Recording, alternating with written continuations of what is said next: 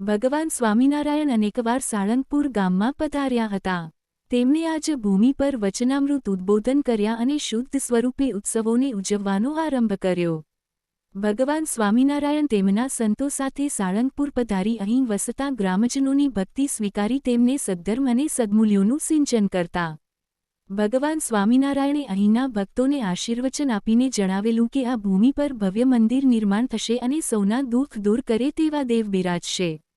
ભગવાન સ્વામિનારાયણના ધામગમન બાદ તેમના જ અગ્રગણ્ય સંતવર્ય સદ્ગુરુ શ્રી શ્રીગોપાળાનંદ સ્વામી એક સમયે સાળંગપુર ગામ પધાર્યા. તેમના દર્શન માટે ગામમાં રહેતા હરિભક્ત વાઘા ખાચર અને ગામના અન્ય લોકો પધાર્યા. સાષ્ટાંગ પ્રણામ કરી તેઓ સ્વામીની સમીપ બેઠા. ગોપાળાનંદ સ્વામીએ સહજ સ્વભાવે પૂછ્યું કે, વાઘા ખાચર, સર્વ કુશળ મંગળ તો છે ને?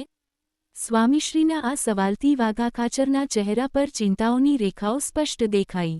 વાઘા ખાચરે અતિદીન સ્વરે સ્વામીશ્રીને પ્રાર્થના કરી કે, હે ગોપાળાનંદ સ્વામી, પાછલા 3 વર્ષોથી દુકાળના કારણે ગામલોકોની આર્થિક પરિસ્થિતિ ઘણી નાજુક થઈ ગઈ છે. અમારી આ પરિસ્થિતિને ધ્યાનમાં રાખીને સૌ સંતો ક્યારેક સાળંગપુર આવે તો છે પરંતુ રોકાણ નથી કરી શકતા. તે કારણે સત્સંગનો પણ દુકાળ થયો છે. ભગવાન સ્વામિનારાયણના પ્રસાદીભૂત સાળંગપુર ગામ અને ગામલોકોની નાજુક પરિસ્થિતિ સાંભળી સદ્ગુરુ સંત ગોપાળાનંદ સ્વામીનું હૃદય કરુણાથી પીગળી ગયું. તેમણે વાઘા ખાચરને કહ્યું, સાળંગપુર નિવાસીઓ, હું તમને પ્રતાપી દેવની સ્થાપના અહીં કરી આપું છું, જે તમારા બધા જ કષ્ટો અને પીડાનું ભંજન કરશે. તેમના દર્શન કરવાથી બધી જ સમસ્યાઓનું સમાધાન થઈ જશે. પહેલાં તો વાઘા ખાચર અને ગામલોકોને આ વાતમાં સમજ પડી નહીં. તેથી સ્વામીશ્રીએ સ્પષ્ટ કહ્યું, તમારા બધા કષ્ટોનું ભંજન કરવાવાળા શ્રી હનુમાનજી મહારાજની પ્રતિષ્ઠા હું સાળંગપુરમાં કરું છું. તેમની મૂર્તિના દર્શનથી તમારા કષ્ટો સર્વદા માટે મટી જશે. આ વાત સાંભળીને વાઘા ખાચર ભાવવિભોર થઈ ગયા અને સ્વામીશ્રીના ચરણોમાં પોતાનું મસ્તક મૂકી પોતાને અતિધન્ય માનવા લાગ્યા. ત્યારબાદ સ્વામીશ્રીએ સ્વયં હનુમાનજીની મૂર્તિનું ચિત્ર તૈયાર કરીને શિલ્પકાર કાંજી મિસ્ત્રીને તે પ્રમાણે જ મૂર્તિ નિર્માણ કરવાનું કહ્યું. આમ, મૂર્તિ નિર્માણ અને મંદિર નિર્માણનું કાર્ય ચાલુ થયું. પરમ ઐશ્વર્યમૂર્તિ સદ્ગુરુ શ્રીગોપાળાનંદ સ્વામીના હસ્તે જે કાર્ય થઈ રહ્યું હોય તેમાં કયું વિઘ્ન આવી શકે?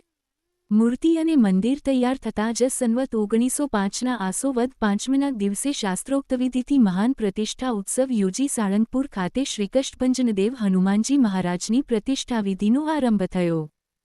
પ્રતિષ્ઠા સમયે ભગવાન સ્વામિનારાયણના કૃપાપાત્ર સદ્ગુરુ સંતવર્ય ગોપાળાનંદ સ્વામીએ યષ્ટિકા, ટેકા માટેની લાકડી પોતાની દાઢી સાથે ટેકવીને મૂર્તિમાં પ્રાણ પ્રતિષ્ઠા માટે ત્રાટક વિધિ આરંભ કરતા હનુમાનજી મહારાજનું આહ્વાન કર્યું. થોડી જ ક્ષણમાં હનુમાનજી મહારાજનો મૂર્તિમાં પ્રવેશ થતાં જ મૂર્તિ કાંપવા લાગી. શંખનાદ અને ઘંટનાદ સાથે ચારે દિશાઓમાં વેગથી પવન ફૂંકાયો. સદ્ગુરુ ગોપાળાનંદ સ્વામીએ મૂર્તિ સમક્ષ પ્રાર્થના કરતાં કહ્યું કે, હે દેવ, અહીં ભગવાન શ્રી સ્વામિનારાયણની નિશ્રા અને આપની શરણમાં જે મનુષ્યો પોતાના કોઈપણ પ્રકારના દુઃખ, કષ્ટ, પીડા લઈને આવે તે તમામ આપના દર્શનથી દૂર થાય, તેમનું રક્ષણ થાય, તેઓ સુખ સંપન્ન થાય તે માટે હે કષ્ટભંજનદેવ હનુમાનજી મહારાજ આપ સદાય અહીં બિરાજો. શ્રી કષ્ટભંજનદેવ હનુમાનજી મહારાજની જય ના ગગનભેદી જયનાદ સાથે સાળંગપુરમાં હનુમાનદાદા બિરાજ્યા. ત્યારપછી સ્વામીશ્રીએ પોતાની પાસે જે યષ્ટિકા, ટેકા માટેની લાકડી હતી તે આપીને કહ્યું કે જ્યારે કોઈ પણ પ્રકારથી ઉપદ્રવો દૂર ના થાય ત્યારે આ યષ્ટિકાથી સ્પર્શિત જળ છાંટવાથી તુરત જ ઉપદ્રવ શાંત થઈ જશે.